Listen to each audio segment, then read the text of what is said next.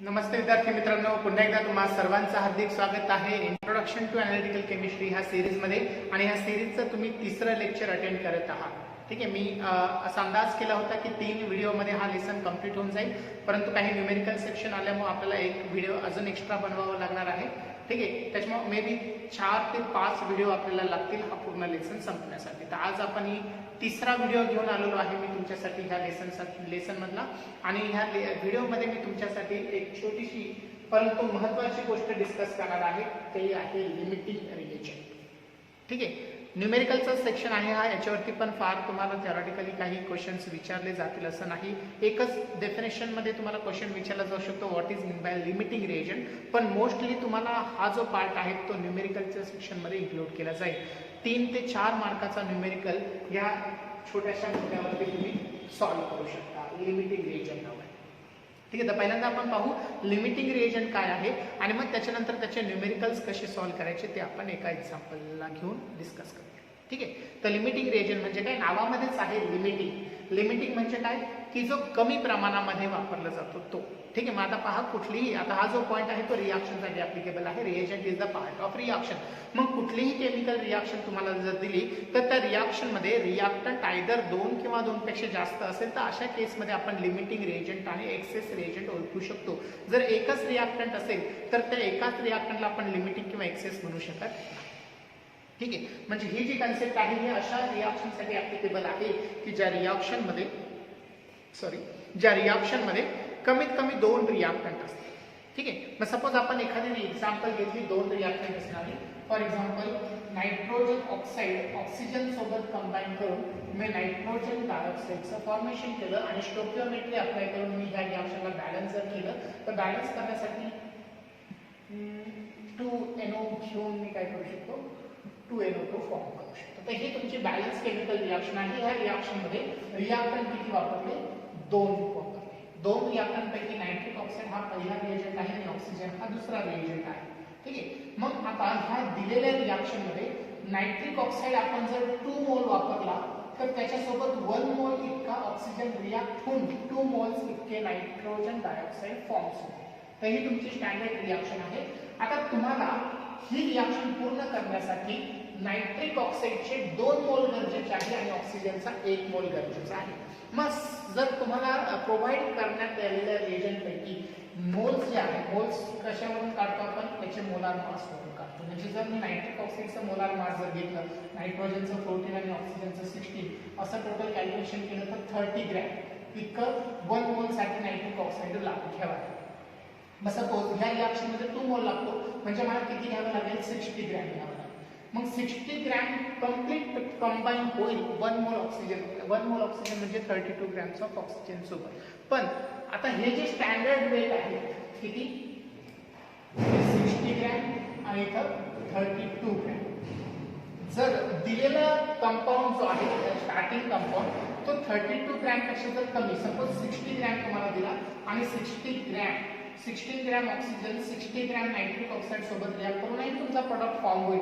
पण त्या प्रोडक्टची क्वांटिटी कशी असेल, कमी असेल, कारण की रिक्वायर्ड जेवढं पाहिजे त्याच्यापेक्षा कमी आपण मास त्याचं काय केलं, रिएक्शन मध्ये यूज केलं. म्हणजे कुठल्याही एखाद्या रिएक्शन मध्ये जेवढा गरजेचा आहे सबस्टन्स त्यापेक्षा कमी क्वांटिटीचा आपण जर रिएक्शन मध्ये वापरला तर अशा वेळेस रिएक्टंट पासून तयार होणाऱ्या प्रोडक्टचं मास सुद्धा काय होतं, कमी होतं. मास सुद्धा काय होतं, डिक्रीज होतं.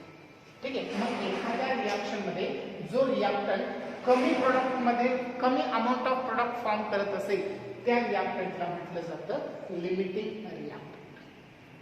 ठीक आहे, लिमिटिंग रिएक्टंट किंवा त्याला लिमिटिंग रिएजंट नावाने समजलं. मग लिमिटिंग रिएजंट म्हणजे कोणता, की स्टार्टिंगच्या सबस्टन्स पैकी जो कमी अमाऊंट मध्ये घेतो, हो नुसतंच कमी अमाऊंट मध्ये नाही तर त्याच्यापासून प्रोडक्ट कमी अमाऊंट इतकी फॉर्म होते, अशा रिएक्टंटला म्हटलं जातं लिमिटिंग रिएजंट. आणि त्याच्या कम्पॅरेटिव्हला जो दुसरा आहे त्या दुसऱ्याला काय म्हटलं जातं, एक्सेस रिएजंट. कारण की त्याच्यामध्ये होईल काय, ह्या एक्झाम्पल मध्ये O2 हा लिमिटिंग झाला कारण की जेवढे रिक्वायर्ड आहे त्याच्यापेक्षा कमी मोल घेतले. मग कमी मोल घेतल्यामुळे झाले काय, 32 ग्रॅम म्हणजे 1 मोल होता तर 60 ग्रॅम म्हणजे हाफ मोल झाला. मग हाफ मोल कंप्लीट रिएक्ट होईल ना 60 पैकी काही अमाऊंट मध्ये, म्हणजे 60च्या 60 इथे यूज होईल का, नाही. जशी 60च्या 60 32 साठी कंप्लीट यूज झाली होती, इथं मात्र काय रिएक्ट होईल ते हाफ क्वांटिटी म्हणजे 30 ग्रॅम रिएक्ट होईल. मग 30 ग्रॅम एक्सेस राहिला ना याच्यामध्ये, त्याच्यामुळे याला काय म्हटलं जातं, एक्सेस रिएजंट. ठीक आहे, मग ही कन्सेप्ट तुम्हाला समजून घ्यायची की लिमिटिंग रिएजंट आहे काय आणि त्याच्यावरती न्यूमेरिकल्स कसे होतील. तर लिमिटिंग रिएजंट म्हणजे रिॲक्टंट मधला असा सबस्टन्स की जो कमी अमाऊंट प्रोडक्टची फॉर्म करतो, हो की नाही. मग जो कमी अमाऊंट ऑफ प्रोडक्ट फॉर्म करत असेल त्या रिॲक्टंटला तुम्हाला म्हणायचं आहे लिमिटिंग रिएजंट. आणि त्याच्यासोबत असणारा जो दुसरा रिॲक्टंट आहे त्याला तुम्हाला म्हणायचं आहे एक्सेस रिएजंट. याच्यावरती न्यूमेरिकल्स तुम्हाला असे विचारले जाईल. तुम्हाला एक रिॲक्शन दिली जाईल, त्या रिॲक्शनमध्ये रिॲक्टंटचा काहीतरी मास दिलं जाईल आणि त्याच्यावरून सांगितलं जाईल त्या मासेस करून कॅल्क्युलेट करा त्या रिॲक्शन मधला लिमिटिंग रिएजंट कोणता, एक्सेस रिएजंट कोणता. लिमिटिंग रिएजंट आणि एक्सेस रिएजंट ओळखल्यानंतर तुम्हाला त्याच्यापैकी प्रोडक्ट कोण फॉर्म करेल, किती फॉर्म करेल ते ओळखायला सांगितलं जाईल. आणि जो एक्सेस रिएजंट आहे तो किती शिल्लक राहील, अशा प्रकारचे प्रॉब्लेम तुम्हाला विचारले. 3 कॅटेगरीचे प्रॉब्लेम असतील. एक तर लिमिटिंग रिएजंट ओळखा, हा पहिली कॅटेगरी. दुसरी कॅटेगरी प्रोडक्ट किती फॉर्म होऊ शकतो ते ओळखा लिमिटिंग रिएजंटच्या बेसिसवरती, ते तुम्हाला सांगता आलं पाहिजे. आणि जो एक्सेस रिएजंट आहे तो किती अमाऊंटमध्ये लेफ्ट ओव्हर आहे, किती उरलेला आहे ते तुम्हाला फाइंड आउट करायला विचारले. तर ह्या 3 कॅटेगरीचे प्रॉब्लेम तुम्हाला सेपरेटली विचारले जाईल 1-1, 2-2 मार्कासाठी, किंवा हे तिन्हीचे तिन्ही एकाच प्रॉब्लेममध्ये इन्क्लूड करून तुमचा लॉंग आन्सर क्वेश्चनही तुम्हाला दिला जाईल 4 मार्कासाठी. ठीक आहे, मग एक एक्झाम्पल आपण सॉल्व्ह करू. ते एक्झाम्पल एकदा समजून घेतलं की तुम्हाला दुसरे कुठलेही एक्झाम्पल्स विचारले तर तुम्हाला ते अटेम्प्ट करता आले पाहिजे. ठीक आहे, बुकमधलं एक्झाम्पल आपण घेऊया आणि हा जो पार्ट आहे तो समजून घेऊ with the help of example. ठीक आहे, एक्झाम्पल आहे ते नोट करून घ्या सर्वांनी. मी डिक्टेट करतो,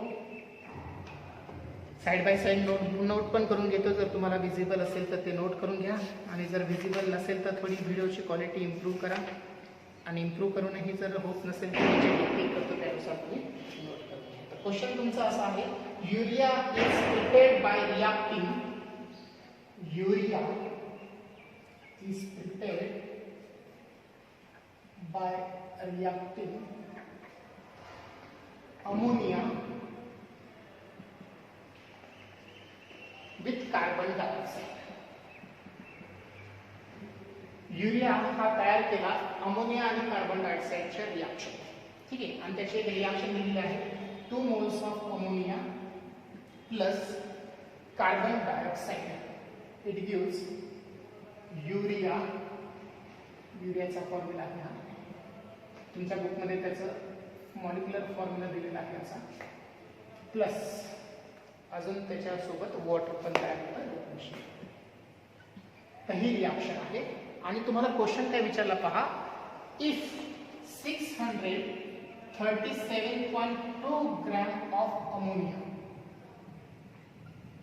if 637.2 gram of ammonia is treated with 1142 gram of carbon dioxide. Which of the 2 reactant is limiting? ठीक है, पहिला काय शोधायचं आहे, which is limiting reagent. Second तुम्हाला कॅल्क्युलेट करायला सांगितले, calculate the mass of urea for, calculate mass of urea for, and last you have to find out how much excess reagent is left. How much excess reagent is left.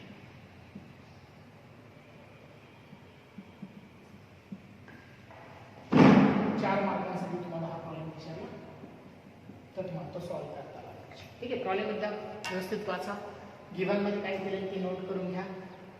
ठीक आहे, आणि आपल्याला विचारले काय आहे त्याच्याकडे फोकस करा. तर इथं हा जो प्रॉब्लेम आहे तो लिमिटिंग रिएजंट वरती डिपेंड आहे. लिमिटिंग रिएजंट म्हणजे काय की जो रिएजंट कमी प्रमाणामध्ये प्रोडक्ट फॉर्म करतो तो रिएजंट त्याला आपल्याला म्हणायचं आहे लिमिटिंग रिएजंट. आणि मग अल्टिमेटली त्याच्यासोबत जो दुसरा रिॲक्टंट असेल त्याला म्हणायचं आपल्याला एक्सेस रिएजंट. म्हणजे एक्सेस रिएजंट आपल्याला केव्हा कळेल जेव्हा लिमिटिंग रिएजंट शोधला तर, म्हणजे ओव्हरऑल टार्गेट आपलं लिमिटिंग रिएजंटकडेच पाहिजे आणि मग बाकीचे ऑटोमॅटिक आन्सर्स तुम्हाला भेटून जाईल. ठीक आहे, मग आता तुम्हाला एक रिॲक्शन दिलेली आहे अमोनियाची आणि कार्बन डायऑक्साइडची, ह्या दोघांपासून त्यांनी युरिया फॉर्म केला. ठीक आहे, व्हिडिओमध्ये दिसते सर्वांना क्लिअर? ओके, तर तुम्हाला अमोनिया आणि कार्बन डायऑक्साईड पासून युरिया आणि वॉटर इतकं फॉर्म झालं. आता तुम्हाला सांगितलंय काय की ही जे रिॲक्शन आहे याच्यामध्ये अमोनिया जर 637.2 ग्रॅम इतका वापरला आणि कार्बन डायऑक्साईड पण 1142 ग्रॅम इतका जर वापरला तर या दोघांपैकी लिमिटिंग रिएजंट कोणतं? ठीक आहे, लिमिटिंग रिएजंट शोधून झाल्यावरती तुम्हाला शोधायचं आहे की मास ऑफ रिॲक्टंट किती फॉर्म होतो, कारण की लिमिटिंग रिएजंट जो आहे तोच कम्प्लिटली रिॲक्ट झाला तर मास फॉर्म करू शकतो. एक्सेस रिएजंट वरती मास डिपेंड नसतं.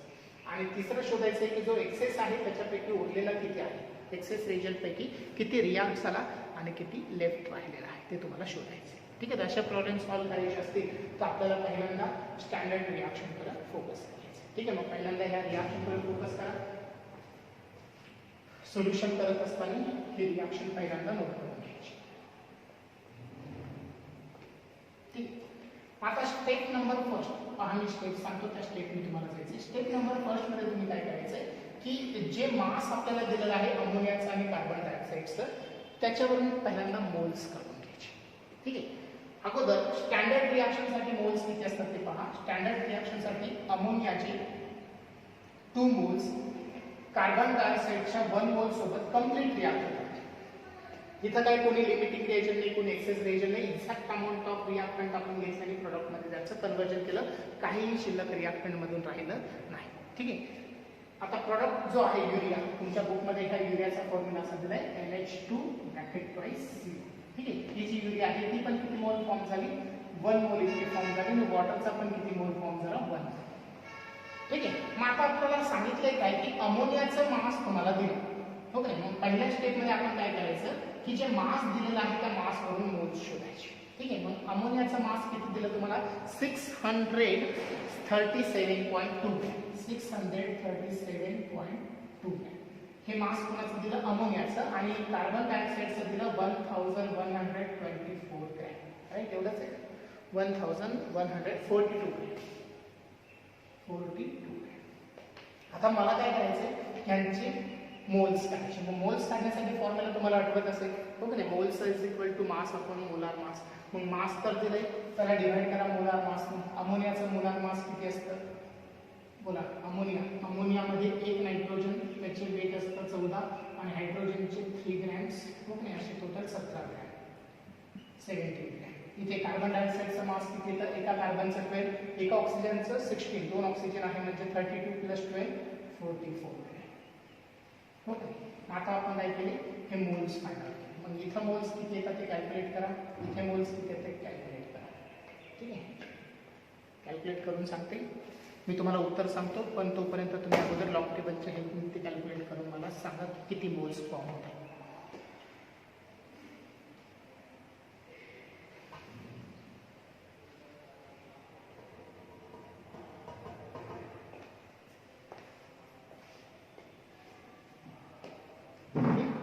जे काही मोल्स तुम्ही इथं फाइंड आउट केले, सपोज मी त्याला एक्स मोल म्हटलं आणि याला वाय मोल्स म्हटलं. ठीक आहे, कॅल्क्युलेशन तुम्ही करा.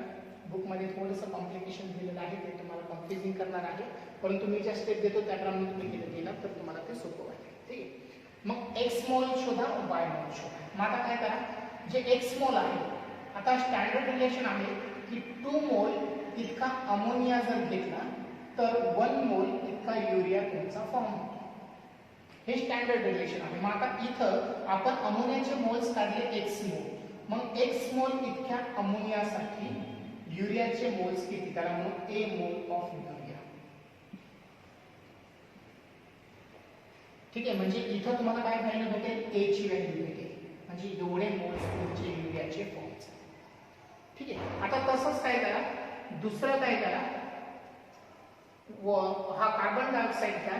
कार्बन डायऑक्साईडचं स्टँडर्ड रिलेशन होतं 1 मोल साठी 1 मोल युरिया तयार होतं. मग 1 मोल युरिया जर 1 मोल कार्बन डायऑक्साईड जर घेतला तर किती मोल युरिया भेटत होते, 1 मोल युरिया भेटत होते.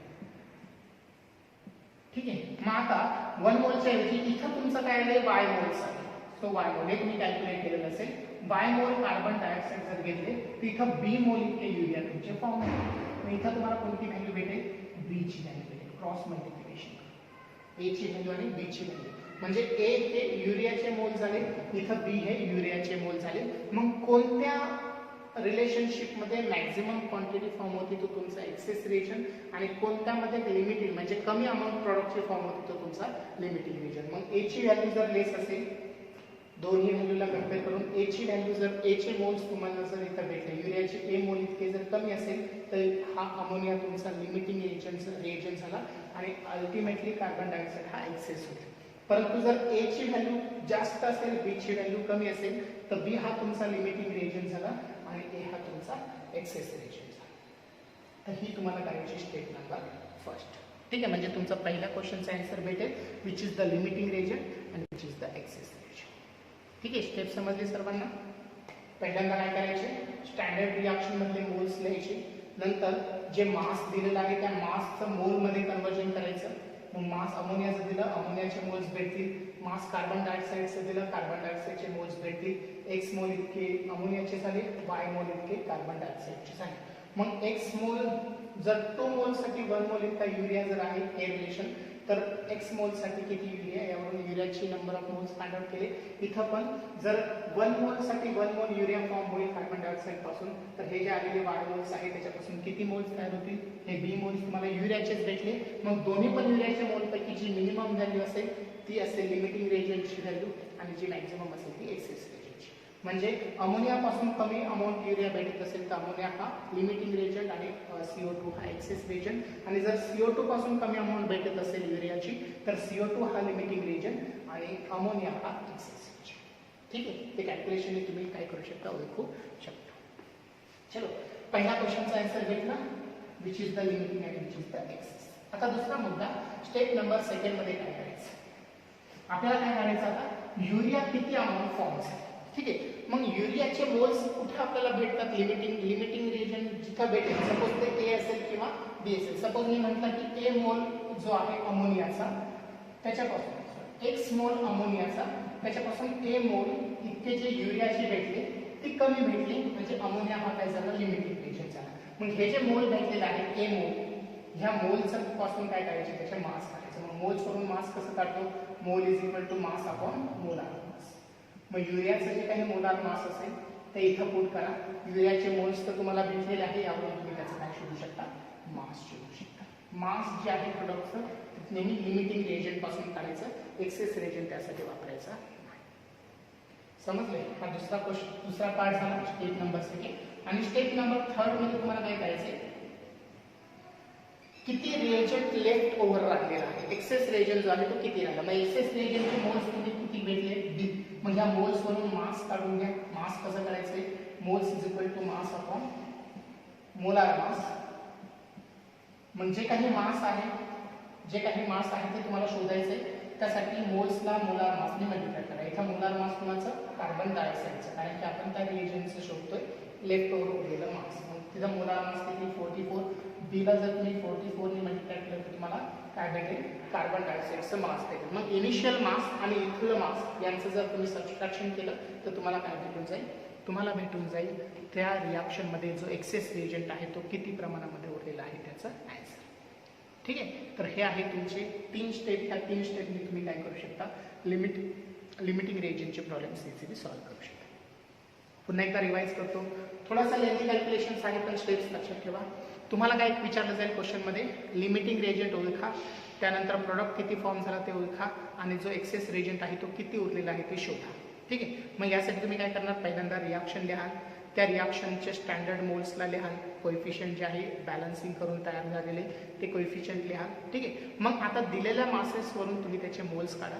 मग कोणत्या मोल्सने तुम्ही कमी अमाऊंट प्रोडक्टचे फॉर्म करू शकता, तो तुमचा लिमिटिंग रिएजंट आणि दुसरा एक्सेस रिएजंट. ठीक आहे, म्हणजे दोन्ही पण मोल्स आहेत त्यापैकी लिमिटिंग रिएजंट करून तुम्ही मास शोधायचं आणि जो एक्सेस रिएजंट आहे त्याचा मास शोधून इनिशियल मास आणि आता रिॲक्ट झालेला मास यांचं सबस्ट्रॅक्शन करून लेफ्ट ओव्हर मास किती आहे ते शोधून घ्यायचं. तर या प्रकारे तुम्ही हे सगळे प्रॉब्लेम सॉल्व्ह करू शकता. तर तुमचा हा होमवर्क आहे, जो मी पॅटर्न दिला त्याच्यामध्ये व्हॅल्यूज पुट करून तुम्ही काय करायचे, कॅल्क्युलेशन्स करून मला त्याचे आन्सर्स सांगायचे आहे.